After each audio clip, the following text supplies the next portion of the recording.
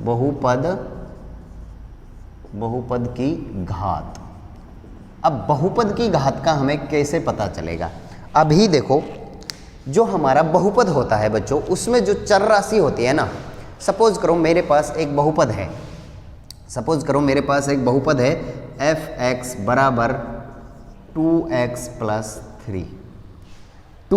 Plus 3, ये मेरे पास एक बहुपद है। यानी अब मैं क्या करूँगा, जो मेरी घात है, बहुपद की जो घात है बच्चों, वो किसके ऊपर डिपेंड करती है? जो ये चर राशि है ना x, इसकी घात होगी, वही बहुपद की घात कहलाएगी। यानी x की घात बहुपद की घात कहलाएगी। यहाँ पर x की घात कितनी है बच्चों? घात 1 है। घात कितनी है बच्चों? 1 है। और कैसी है बच्चों? पूर्णांक है, यानी प्लस में है तो पूर्णांक है। और कैसी है? सॉरी, पूर्णांक नहीं, धनात्मक है, यानी प्लस में है तो धनात्मक है। और दूसरी पूर्णांक है, यानी माइनस में नहीं है और भिन्न में नहीं है, तो इसकी घात 1 है। यह हमारा क्या है बच्चों? यह हमारा एक बहुपद है। अब देखो, अब बहुपद की घात कितनी है बच्चों? 1 है, तो इसको क्या नाम देंगे बच्चों? यदि बहुपद की घात 1 है तो वो हमारा कौन सा हो जाएगा? रैखिक बहुपद। वह हमारा क्या हो जाएगा बच्चों? ये हमारा रैखिक बहुपद हो जाएगा।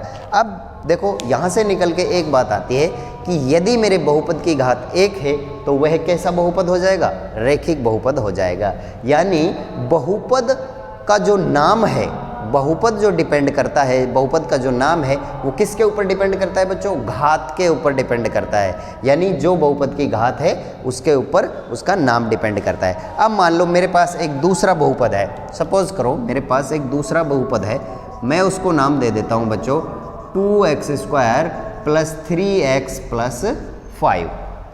2x² प्लस 3x प्लस 5 दिख रहा है ना? थोड़ा छोटा है बट दिख जाएगा, बड़ा लिख देते हैं, ये प्लस 5 हो गया। अब यहाँ पर देखो बहुपद है मेरे पास, ये बहुपद है या नहीं है? सबसे पहले तो वो चीज़ देखते हैं। देखो बच्चों, इसमें चर राशि है, और इसमें घात कैसी है भाई? चर राशि की पूर्णांक है, धनात्मक पूर्णांक है, इसलिए यह एक बहुपद है। लेकिन घात कितनी है बच्चों? जो बहुपद की मैक्सिमम घात है वो देखते हैं हम।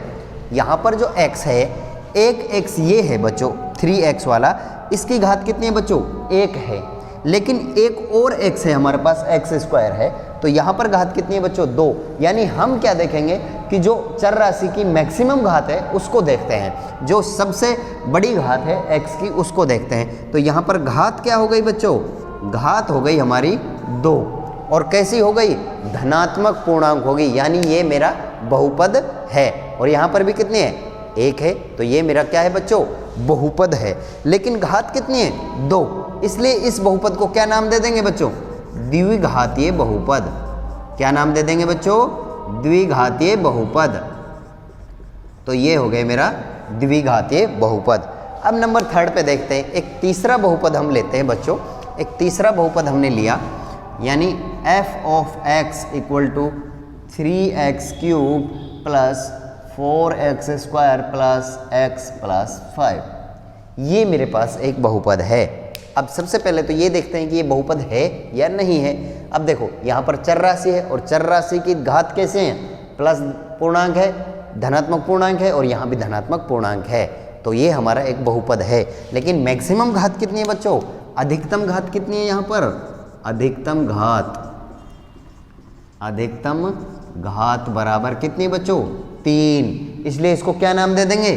त्रिघातीय बहुपद। इसलिए इसको हमने नाम दे दिया त्रिघातीय बहुपद।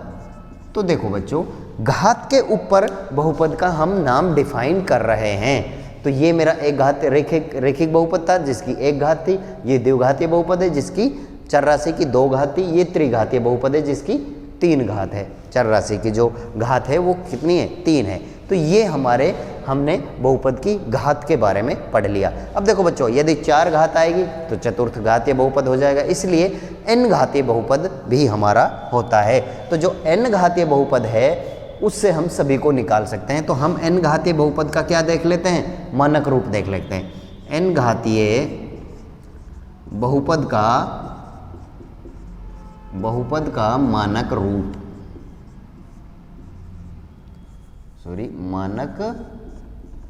मानक रूप।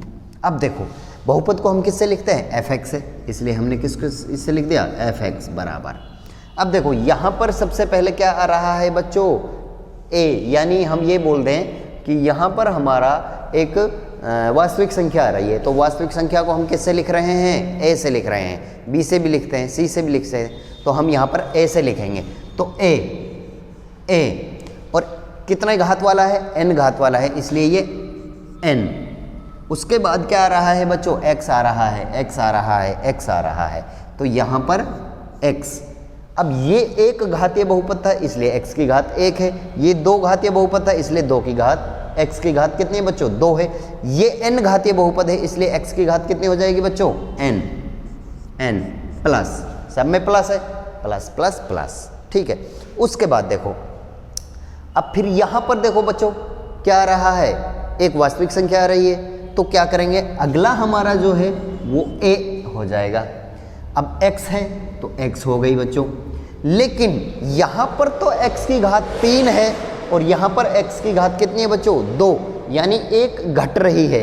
इसी तरह से इसमें से देखो एक घट रही है, तो यहाँ पर n में से एक घटा देंगे, कितनी हो जाएगी बच्चों, n-1। इसी तरह से इसकी भी हो जाएगी n-1। इस तरह से घात हमारी घटती घटती जाएगी।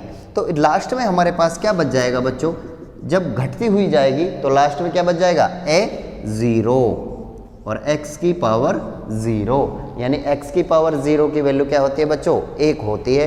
तो लिखो चाहे ना लिखो, ये हमारा n घातीय बहुपद है। अब इस n घातीय बहुपद से हम किसी भी घात वाले बहुपद को निकाल सकते हैं, यानी यदि मैं एक घात वाले बहुपद को निकालूं, जब मेरा n बराबर 1 है, n बराबर 1 है, तो f ऑफ x बराबर a 1 हो गया, x की पावर कितनी होगी, 1 हो गई, प्लस।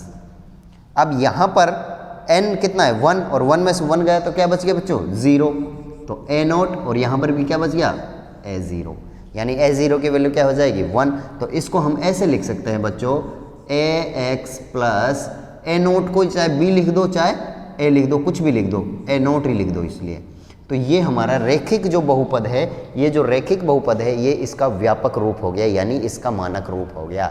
इसी तरह हम क्या करेंगे, n बराबर 2 रख देते हैं, पहले n बराबर 1 रखा था, अब n बराबर 2 रखेंगे, तो देखो बच्चों क्या आएगा, f ऑफ x बराबर a2, और यहाँ पर x की पावर 2 प्लस a, n यानी 2 में से 1 गए तो 1, और x की पावर 1 प्लस। अब आगे जो आएगा वो आएगा n-2, और 2 में से 2 गए तो क्या बचेगा, 0, ये हमारा पास 0 आ गया।